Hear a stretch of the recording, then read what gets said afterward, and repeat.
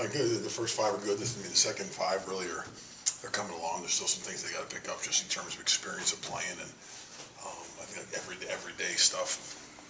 Again, the hardest thing I said in even preseason is hardest thing you still can't replicate is just experience on the field, the atmosphere of a game, and all those things, which is we try to do as much as possible with the crowd noise at practice.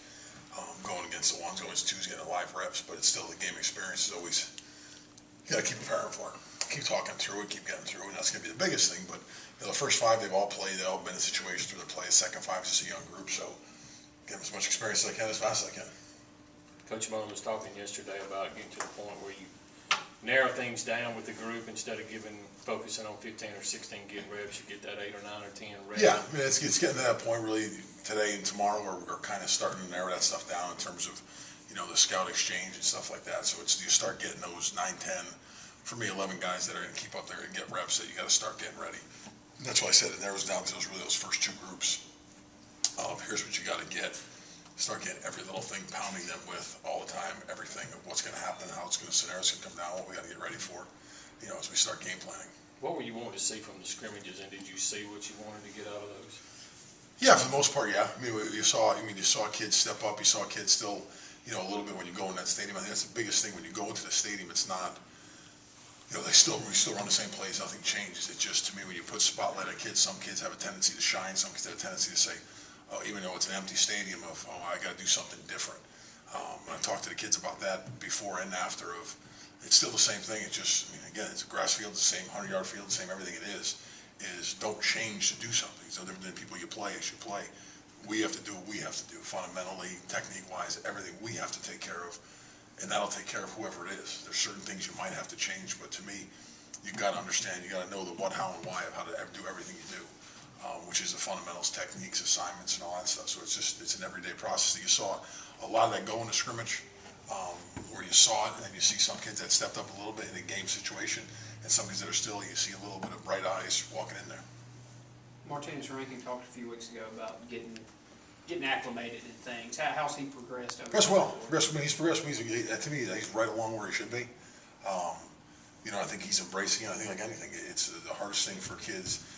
They say he played in junior college. He still, if you look, he probably played as many, if less than or as many as any high school kid played for him. So the atmosphere there is, again, it's an experience of doing it, and a lot of the terminology and stuff is a lot more than he's used to. But I think he's progressed well. He's picking up. He's a great kid in terms of he's always asking great questions. He's always on top of things. He wants to know. He wants to know. He wants to know, which is a great thing. Now, like anything, it's a point of know it. Who are your leaders now? I think so. Justin Senior, Justin Malone, Jamal's done it. Those are two again. They're the most experienced. You see Jamal doing it in the center position, starting to do more of it. Devin Desper's a great, consistent guy that's been around, has some experience already playing. So you see him bringing that accountability to the group. And I think Rufus does a great job of leading. He's still learning the game at tackle. He's doing very well. Well, in terms of still the 70 plays of what he's playing, he's still coming along, but he brings a great emotional and passion to the game, which is a big thing for us. This is your 6th year with Damian. How has he come back from that knee injury from last year? Oh, they were out. Yeah. There's too many Damians running around. So I'm trying to figure out which Damian you're talking about. He's doing well. I think he's progressed. He's still progressing through it. I think it's still, you see it hammering a little bit, not as much as it has. But you see that it's gotten better for him, and he's getting even more comfortable playing with the knee, with it, the injuries. And like any kid, you have those injuries like that, the confidence in playing on it. And you see a couple times here and there during camp that you saw it, that it doesn't bother him. It's just the nerves of, okay, if I do that the wrong way, it might click it again. So it's still getting through that. But I think he's done a heck of a job getting through all that stuff. With Dion moving over to left guard, he's on the right guard in the spring. Who's kind of battling there at right guard behind Devin? Dion. Dion to both? Yeah, Dion's really right now, like anything, he's going to be the one. When you talk about the 8 guys, I think the one thing Dion's been is he's been at right and left really all camp. He's gone back and forth. He still does it now.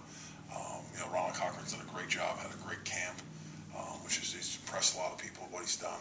To me, he's battling the same position, and it's the same thing as those are the 4 that are running into me, which is the same thing. It's, depending on what happens, if something does happen, knock on wood, that, Jamal can still go out there.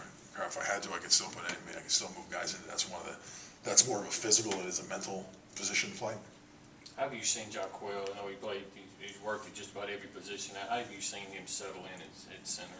I think he's, I mean, truly, in the last week, he's probably done the best he's done in terms of understanding the game. Which that for me at center is. It's understanding the whole game. It's not just understanding where guards, like it's a physical deal.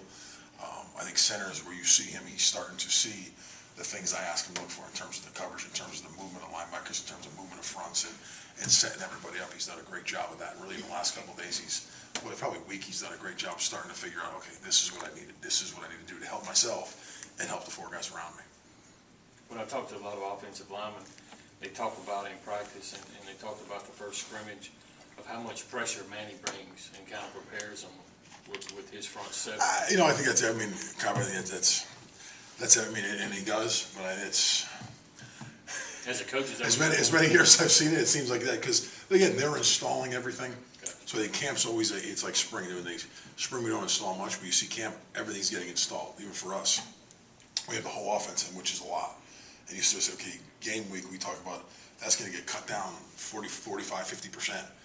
So again, you're seeing everything on every day, so it's always, I love doing it, I love seeing it, because you're seeing the hardest things where you see percentage of the season of what we'll see 20% of it. But I think seeing it all the time, it all helps my guys understand really the things of just, you see base things. Okay, great, all of a sudden something moves, something's moving, it's what is that? So to me, we're seeing the movement and running around that it really helps you build your foundation of what I have to do fundamentally, technically, and assignment-wise.